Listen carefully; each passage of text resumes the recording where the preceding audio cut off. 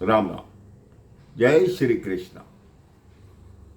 जैसे मैं कल के प्रसंग में सुना रहा था मेरे भाई बहन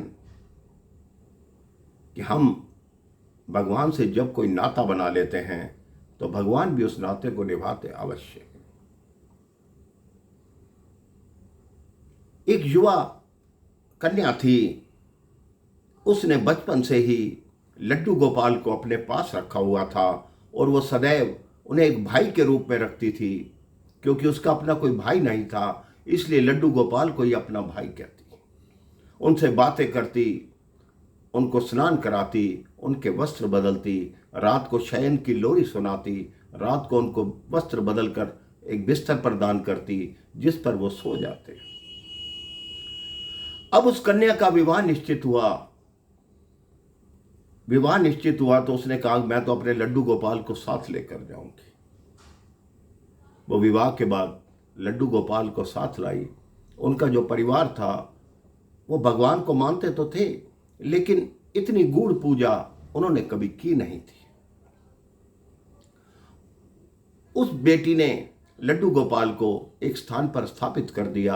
अपनी सास को बताया कि मैं इनको भाई समझती हूँ और इनकी सेवा करती हूँ। उनकी सास ने कहा हमें कोई आपत्ति नहीं, तुम जो जैसी मर्जी उनकी सेवा करो, वो भगवान है, तुम्हारे बहाने हम भी उनको प्रणाम कर लिया करेंगे, उनके दर्शन कर लिया करेंगे। उसका नित्य प्रति यही नियम था। लेकिन एक दिन वो लड्डू गोपाल जी से बोली, हे लड्डू गोपाल, अब पहले वाली बात नहीं है, ये मेरा ससुराल है, यहाँ 9 बजे तुम्हें सोना पड़ेगा, क्योंकि 9 बजे सब लोग सो जाते हैं और 9 बजे के बाद कोई शरारत मत करना, उदंडता मत करना। कुछ दिन बीते।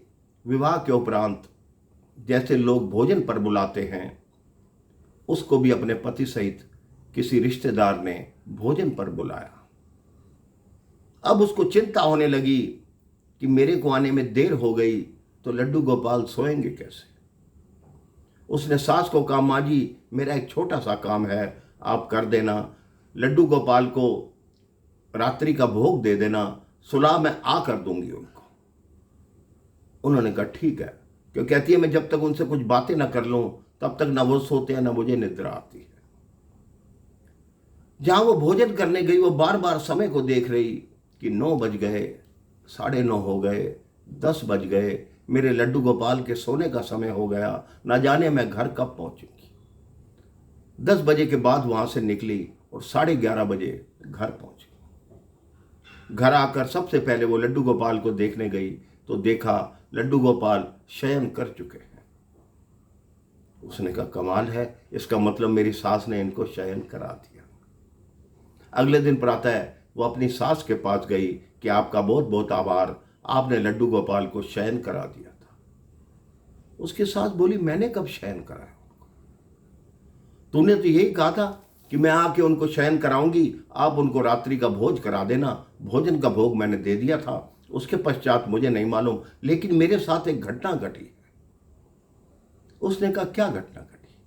कहती मैं जैसे ही सोई मैंने स्वप्न में देखा एक छोटा सा बालक 8-9 वर्ष का, घुंघराले बाल, सांवला स्वरूप, आंखें मलता हुआ मेरी बिस्तर के पास खड़ा है कि हे दादी उठो, मुझे सुला दो, मुझे लोरी दे दो, मेरा सोने का समय हो गया।